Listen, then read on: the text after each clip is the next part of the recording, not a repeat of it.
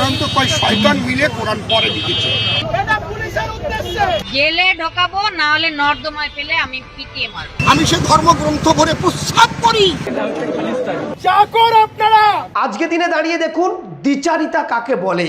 অভয়ার মা বিজেপির প্রার্থী হয়েছে, আর বিজেপির প্রার্থী হয়ে কি বললেন? রাজ্যের মুখ্যমন্ত্রী মমতা বন্দ্যোপাধ্যায় মাননীয়াকে বললেন আমরা ক্ষমতায় আসছি, তাকে পা দিয়ে মারানোর কথা বললেন। সাহসটা কোথায় পায়? জেলে ঢোকাবো, না হলে নর্দমায় ফেলে আমি পিটিয়ে মারবো। কি অ্যারেস্ট হবে? নিশ্চয়ই, সেটা মুখ্যমন্ত্রী জানেন, তানার বংশধর করবেন কিনা।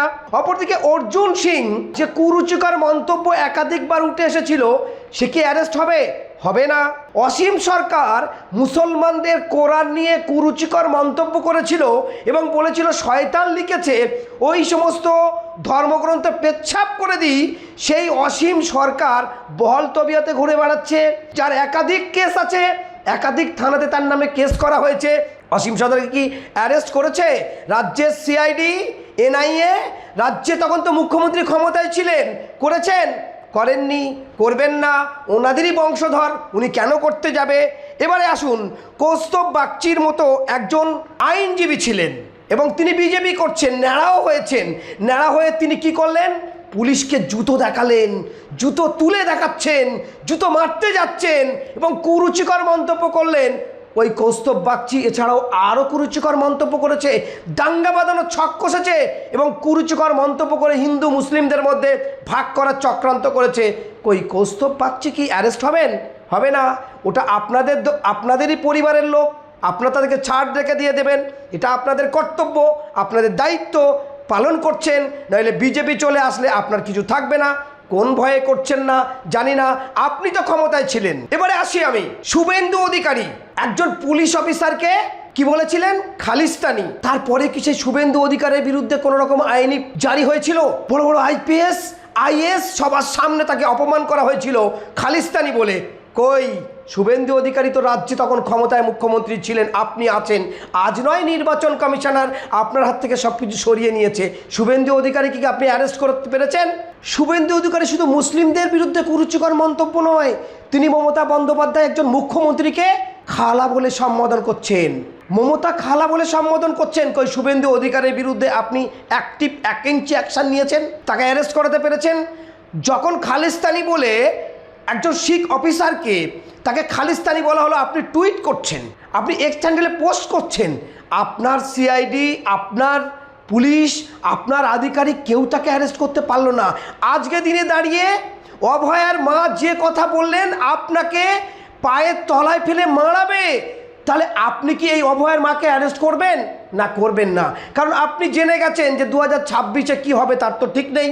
বরং পারো তো মুসলমানদের যত খুশি তাদেরকে দাবিয়ে রাখো। কি দরকার ছিল একজন সাংবাদিক, সে তার ভিডিও ফুটেজ করে সংবাদ পরিবেশন করার জন্য, তাকে যদি অ্যারেস্ট করিয়ে দেওয়া হয়, এখনো পর্যন্ত ছাড়া হলো না, তাকে নিয়ে কোনো চিন্তা নেই। এই কৌস্তব বাগচি এত কুরুচিকর মন্তব্য করলো, তাকে কি বার অ্যাসোসিয়েশন তাকে বাদ দিয়েছে? না, বাদ দেয়নি।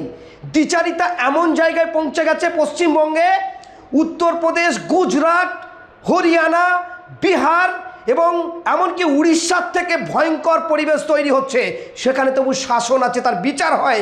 এখানে কোনো বিচার নেই, নির্বিচারে একজন গণতান্ত্রিকপ্রেমী মানুষ, একজন আইনজীবী, সে পুলিশের সঙ্গে সহযোগিতা করে, যেটুকু জানা যাচ্ছে আন্দোলন তোলার চেষ্টা করেছে এবং আন্দোলন তুলে দিয়েছে।